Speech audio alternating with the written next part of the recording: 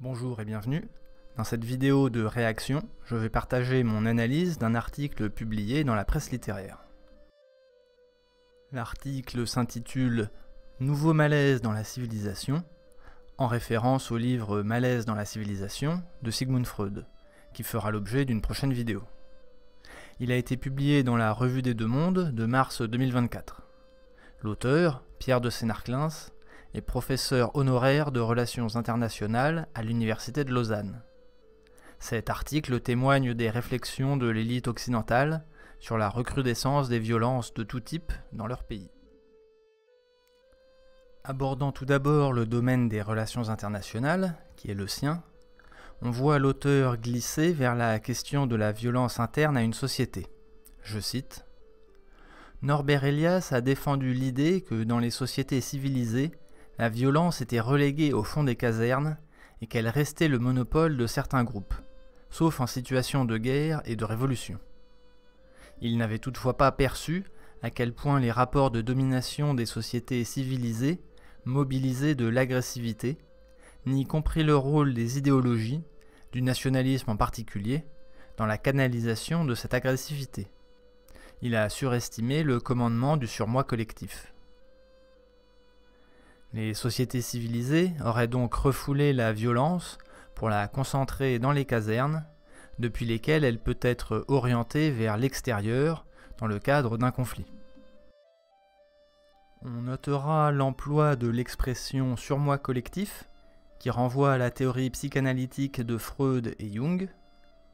L'auteur va poursuivre dans ce domaine avec le passage suivant. Je cite : « Dans Malaise dans la civilisation, Freud reprend le thème des conflits psychiques engendrés par la civilisation, par les contraintes qu'elle impose en contrôlant ou en réprimant les pulsions individuelles.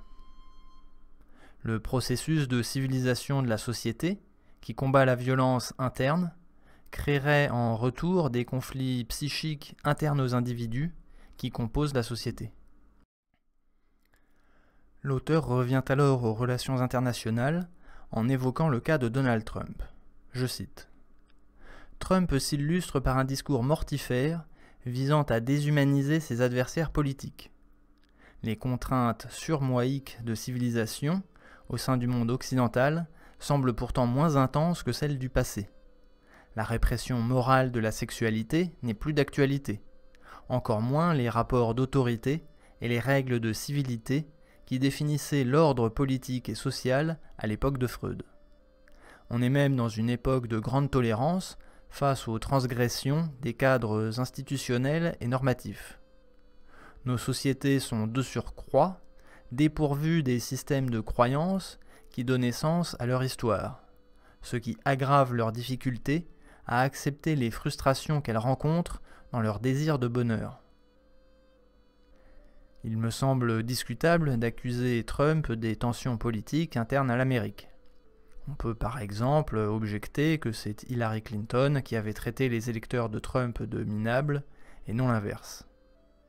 De plus, si l'on croit la thèse freudienne décrite précédemment, une société aussi tolérante envers les transgressions que le sont les sociétés occidentales actuellement devrait être dépourvue de conflits psychiques.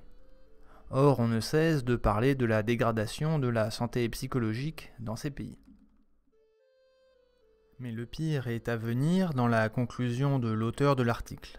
Je cite : « La désacralisation des rapports d'autorité et la contestation assez généralisée des hiérarchies seraient des symptômes de cette culture du narcissisme que des sociologues ont dénoncé depuis les années 70. Le désarroi qui en résulte serait une conséquence de processus de socialisation hétérogènes et incertains, marqués notamment par des changements dans les structures familiales, par l'avancée d'une société sans pairs, imposant peu d'interdits, n'offrant guère d'assises à la quête de modèles identitaires consistants. Il pourrait être interprété paradoxalement comme la conséquence d'un renoncement au travail culturel que les individus devraient assumer pour gérer leur monde pulsionnel de manière adulte et responsable. Je ne vois là aucun paradoxe.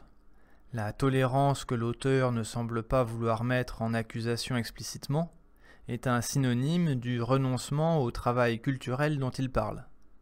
Et la morale, ou surmoi collectif, est le cadre qui permet aux individus de gérer leurs pulsions. Si l'on en revient à Norbert Elias, la tolérance qui s'est développée dans le monde occidental d'après mai 68 a abattu la morale qui permettait aux individus de devenir des adultes responsables. Ce faisant, leurs pulsions violentes sont libres de s'exprimer à l'intérieur de la société, plus qu'elles ne l'étaient avant. Merci, et à une prochaine vidéo.